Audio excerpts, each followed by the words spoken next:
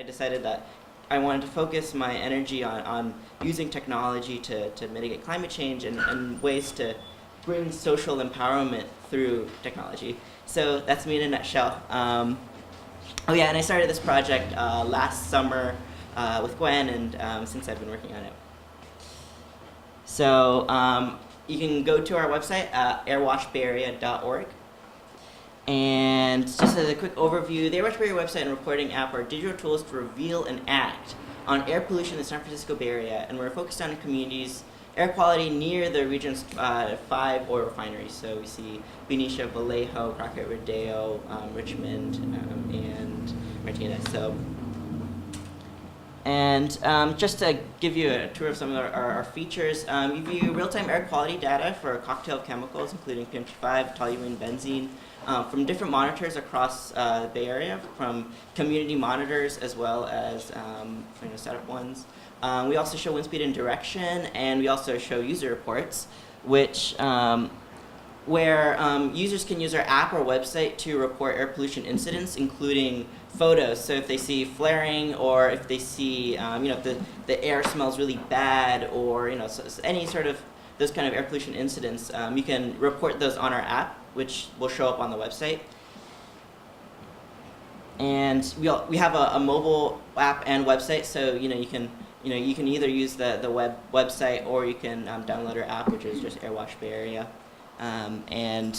We also very recently included Spanish support, so the entire app translates into Spanish. So so hopefully we can bridge that language barrier and kind of really open up the platform for more folks. So first of all, I want to just quickly give you a tour of what the reporting air pollution incidents looks like. And if you've seen this before, I was at the NOCO in Richmond meeting, and so here I am. If I took a picture of flaring, I can post this. I can caption it, tell me, say where it happened, and say like when that happened. I can categorize it, and we recently added a coal category. You can rank your order, from 1 to 5.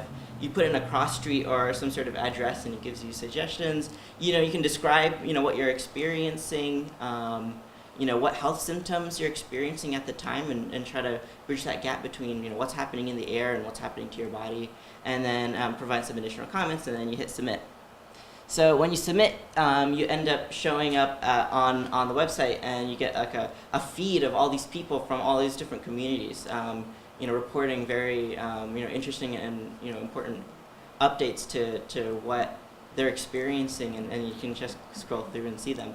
And as a quick disclaimer, our reports don't report directly to BACMID, but that's something that we're kind of working with, and we're hoping to talk about today. Definitely, we're hoping to be able to crowdsource and really make public all of these reports that are happening, which when they go to BACMID, they don't actually show up publicly. But at the end of the report, once you make a submission, you can actually click and report directly to BACMID. So there's a redirect there. So so kind of a public repository of air pollution incidents. And you can also view the smell reports on the map. So we have a map, and they come up as little dots, and you can kind of hover over them and see them in context to where the refineries are and other sort of places. And in terms of viewing the air quality data, here is Richmond, and let me just make sure this is playing. Here we go. So once you get onto the page, you'll notice you see the refineries and what monitors are being shown. And down here, you actually get a list of all the toxins. You have benzene and black carbon, PM2.5, and there's a timeline to show you what the data looks like. So as you can see, there's a lot of patches where there's like no data, and then there's like suddenly a very big spike. And so this is kind of an interesting problem that I think Dan will be touching on. But so and then you can also see smell reports on the top. There are like dots to show you what the odor reports are.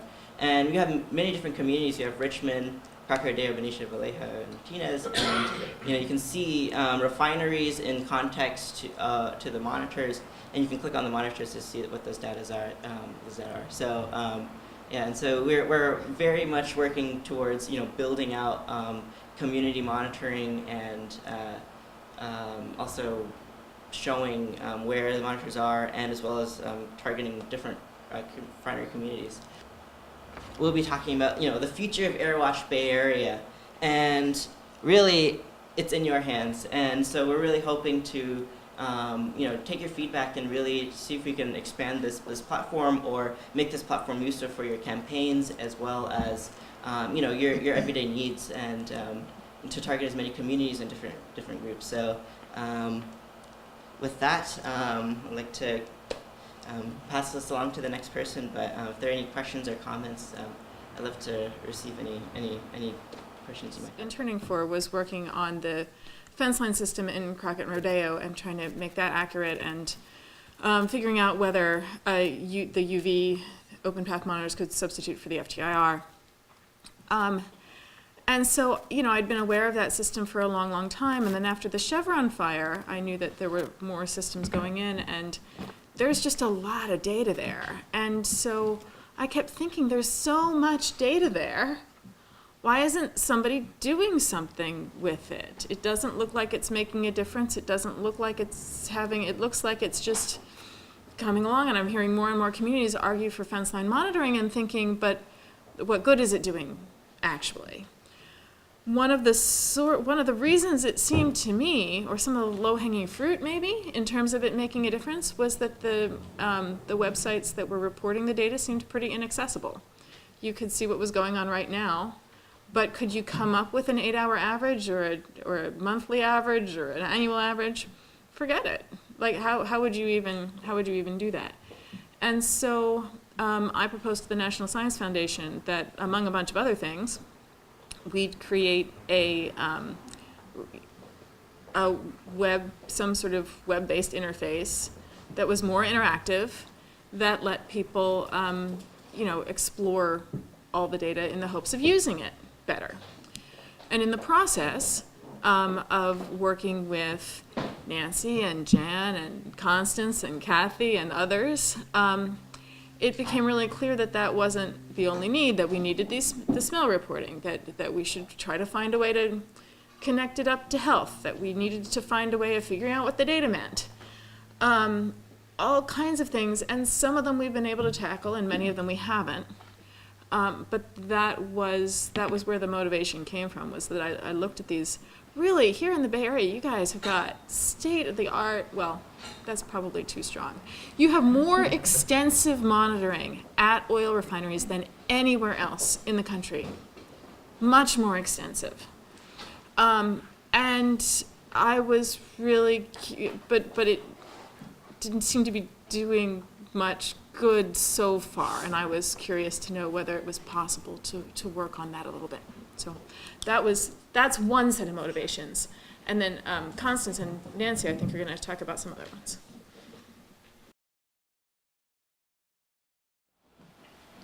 So the power of the big picture. I mean, this was the first time, and I have to acknowledge, and I'm sure all of us who've worked with Gwen have to acknowledge her leadership. She has been instrumental in bringing us all together. Otherwise, we're like divide and conquer. We're the only single fence line communities working all by ourselves, but she brought us all together. So we now know each other. We've worked together for, 2 years or almost 2 years? Okay. And we've created a big picture. So if you go to AirWatch Bay Area, you see all the 5 refineries in our area, and it puts us together. Now, it is somewhat ironic that we in Benicia are making any comments because we don't have any monitors. So the power of the big picture is a strong motivation as to why we got involved. Next slide. And we started to see things. We had a report. We had a Summer of Maps project that one of our Benicia residents, Roger Straw, suggested we look into, and Gwen took the lead on that. And we started to look at the data and pulling it together. So we started to get some reports as to who are the big emitters, and we can see, right off the bat, Tesoro, our neighbor without any monitors whatsoever, is horrible. And in this project, she actually did some animations that just sort of showed emissions blooming all over the map. And that's a very powerful statement, but it's a powerful statement so far only to those of us who have been on the committee. So how do we get that message out? So next slide. This has been stated so well in the beautiful materials that Gwen and staff have put together, we have data, but now what? So we look at the chart and say, oh, well, okay, now what do we do with it? So go ahead with the next one. And I've been to all the reports, EPA and Cal OSHA, Cal EPA, CARB, Air District, et cetera. And you look at that, and it has all these indicators that Valero, for instance, was in the yellow and in the red. So we have it, but who's doing anything about it? So we're still vulnerable. And a big push that I've had, and if we go to the next slide, is to somehow, how can we link health data? Because I think that's really the power is, my motivation is, so we have data, but I think to get people to act, they need to know that it has resulted in so many asthma rates or respiratory illnesses, or if we can track it over time, cancers. So we have this data and we have this other data, but how to map it together and plug it together. So next slide. And again, if you take a look at this material, I think Gwen and all have really succinctly and articulately put the issues that we face is about the data. These are screenshots. They will live in infamy forever. So one of the things that I've learned in this process is that it really takes a community and the leadership, and by us in Benicio to be able to say that we have Drexel University, Carnegie Mellon, Intel Labs, all working on this issue, it gives us a bit of stature and leverage, at least credibility. And I can attest to that. We had Gwen near the midnight hour at our city council meeting on Tuesday speak with data compiled by Dawn, and it made an impact on council. Now, did they do what we wanted? No, but that kind of strength and power of analytics is really important, and something that we as community members have a very hard time to do and to organize. Okay, next one. This is just a short, this was our last speaker promoting the industrial safety ordinance, and if you can hit play, and he asked for those who agreed with our issue to please stand. So he's asking the mayor, who happens to be sitting here at this table today, and virtually the entire council chamber stood and support. So we've used some of our data to mount public support. But even with that, next slide, so we need air monitors and data. That's one of our hopeful, but that they have to move our community to action, saving lives, improving health, reducing greenhouse gas. And then the next slide. So what did I learn? Websites, data, air monitors, community are helpful, but it requires relentless effort in fighting big oil, complacency, and ignorance. And we need easy to understand and convey information relating to health, safety, and economic impact. And I think that's my last slide. Is there one more? That's it. So thank you. One of the things, if I can kind of give you an example of how the refinery's fence line monitoring system, which still exists on their website, what a snafu that is for us in terms of finding relevance. The ConocoPhillips or Phillips 66 website reports their emissions in real time only. And I don't live in Rodale, I live in Crockett, and there have been times where there have been emissions that cause us to get sick in Crockett, but we live 6 miles that away. So imagine the refinery burping these toxins, right? And they go up in the air, and they kind of hang out there for a bit. And then the bay breeze picks them up and then whoosh, blows them over the hill. Then they drop down the ridge, whoosh, they go down into what we call the Valona Bowl, which is part of Crockett, and then it swishes. Think of an ocean wave, and it'll go up a ridge and then down again. And all this movement takes about 6 hours, 4 to 6 hours to get to us. And oftentimes it happens in the middle of the night. not so coincidentally, a lot of the flaring and emissions do happen in the middle of the night or on 3-day or 4-day holiday weekends, because people aren't around to see it. So, so there was one night where, I am not prone to headaches. I was getting little pingy headaches, which were unusual. And in the middle of the night, my eyes opened. It was around 3 or 4. My eyes opened, and I thought to myself, I'm feeling nauseous. But it wasn't from my tummy up. It wasn't like I had the flu or anything. So I laid there in bed thinking, why do I want to feel like I want to throw up? I don't know. Well, I won't pay attention to it. I'll try to go back to sleep. Could not go back to sleep because my dog lying next to me threw up. So I went to the padded over to the website and pulled up the screen, but it showed me nothing was happening. Nothing, no. I talked to my neighbors the next day. They were barfing. Their animals were sick. We couldn't find out what was emitted from the stack. Why? Because that website only reports it in real time. So there's no way we in Crockett could sit at our computers in the middle of the night after we change our pajamas and see what made us sick. And so the wizards of Carnegie Mellon developed this data scraping device. They didn't develop a data scraping device, but they used data scraping to just take pictures of Phillips 66's website. Click every couple seconds. Click, click, click, click. And in that process, they developed an archive that Phillips 66 didn't want us to have access to. That is, in my opinion, is just a huge tool that our communities can use, and I'm forever grateful. Thank you.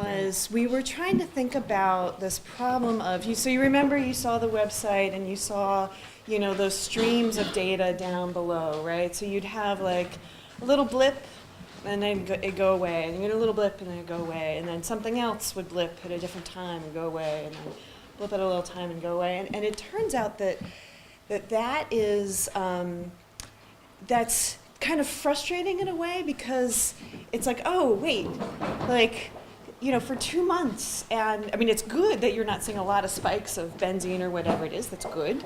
But also, it kind of doesn't speak to the experience of, breathing, a kind of a toxic soup sort of a thing. And so, from just a working with the data perspective is kind of frustrating. It's like, wait, we have all these zeros. Now, what the heck can we do with that? So the question we asked was, maybe we need to do a little bit of experimentation and kind of think in an ongoing way about experimenting. With how we look. And so the two things I wanted to communicate before we get into any numbers is that I think what we learned by experimenting in how we look are there's two things. One is that you can do really different things if you have more than 1 or 2 monitors, right? If you have even 4 or 5 or 6, which is what Richmond has, they're up to 6 that at least I worked with. There's just a lot of different things you can do. You can start to think about the data differently because they're working in tandem with one another. The other thing we found is that there are ways to start to think across pollutants, right? So some of the monitors, the monitors that I've been working with, the ones in Richmond, are continuous, so they're once a minute. And one of the things that lets you do is to think about, what's happening with the benzene in relation to the PM2.5, in relation to the, methyl, whatever the heck it is, I can't pronounce. So that's, but then you got to think about, okay, well, how would we do that? So what I'm going to show now is some experiments that we made and how would we do that. And I'll share a little bit about, I got to say, I brought this notebook for a reason. And the reason is, so when I asked, I'm totally new to this number stuff, by the way, even though I work at Intel, the people around me know how to do this. I am not, this is not a natural thing for me at all. But so I asked a data visualization friend, like, how do you even get started? And she said, well, I bust out the colored pencils. And so she's like, just start with the colored pencils first, and then see what sticks. So I literally, this is literally how this started, was just thinking about, oh, well, I'd sort of played around with the idea of accumulation and accumulation over time, right? It's just literally sketching with a cup of tea, because sketching made me feel both like a 5-year-old and like I didn't know what I was doing.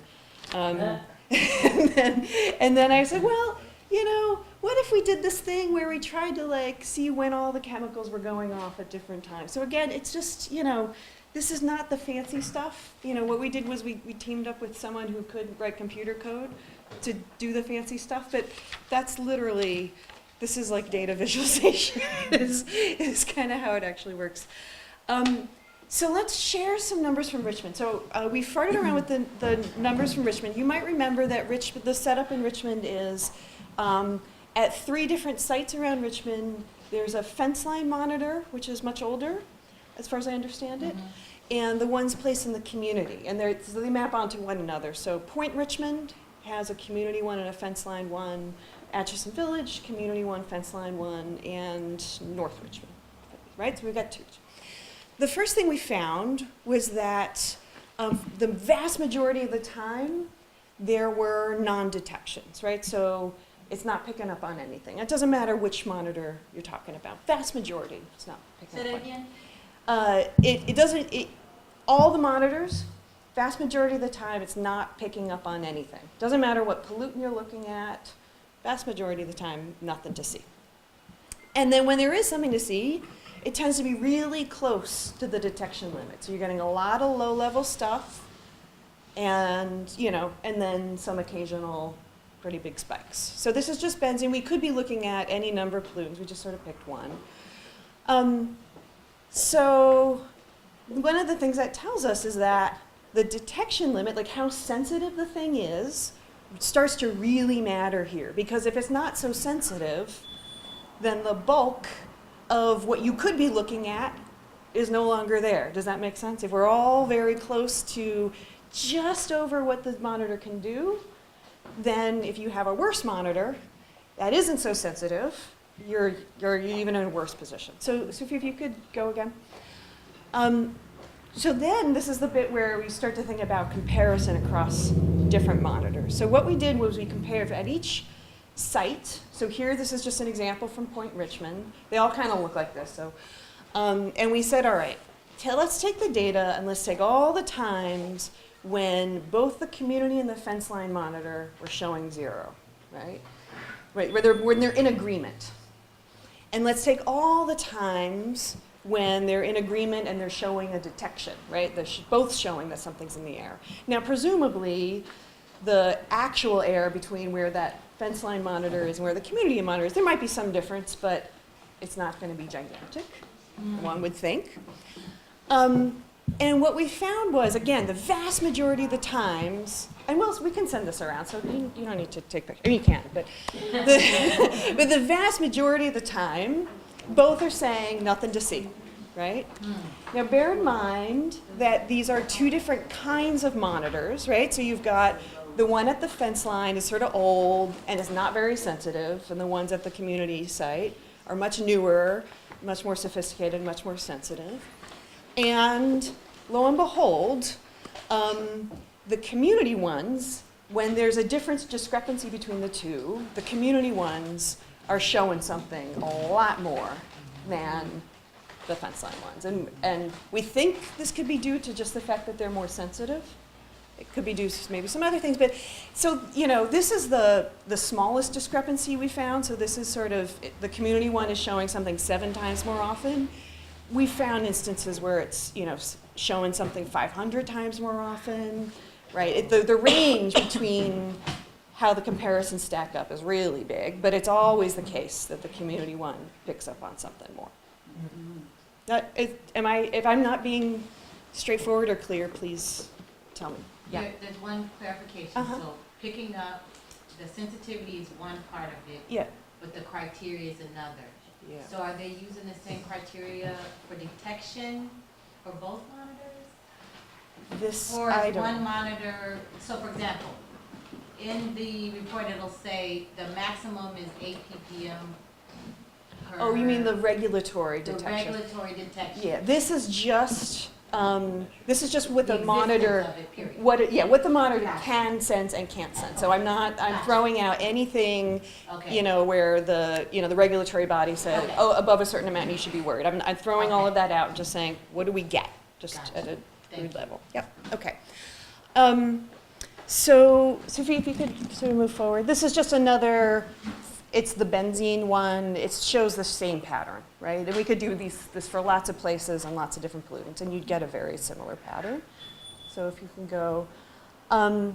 So then what we did was we said, okay, so now not just thinking across monitors, which ones are the good ones and which ones are the bad ones, but taking one monitor now, just one monitor, and thinking about what pollutants are going off at any given time. So this is the math version of this. So what I was trying to do with this is to say, you know what? You know how we've got those line graphs, and there's a little spike here, and then there's a little spike over there, a little spike over there. And what we wanted to know is if you stack all of those up, and you just look at a 1-minute slice, how many different pollutants are we breathing at one time, right? Like how close to a toxic soup is it, right? So we're not talking about levels, like we know, for just this now, and we can add it back in later, but for this moment, we're not talking about how much benzene versus how much PM, just throwing that out for a second, and just saying, okay, so the community monitors in Richmond, they were really rich lineup. I think there's something like 17 different pollutants that they're trying to sense. So there's a really rich lineup. And so we said, okay, out of those 17, at any given time, how many pollutants are we picking up on? So we don't care which one it is, just how many at any given time. And it turns out that most of the time there's at least one, right? So that top is how much of the time, and it's minute by minute, so we can say generally, how much of the time in general do we have a situation where the monitors are showing that there's truly, but there's nothing in the air. They're not picking up anything. And for Atchison Village, that's basically nothing. For Point Richmond, it's about, 9.5% of the time, right? So the vast majority of the time, we're at least breathing one thing. Again, it doesn't matter what it is, but we're at least breathing one thing.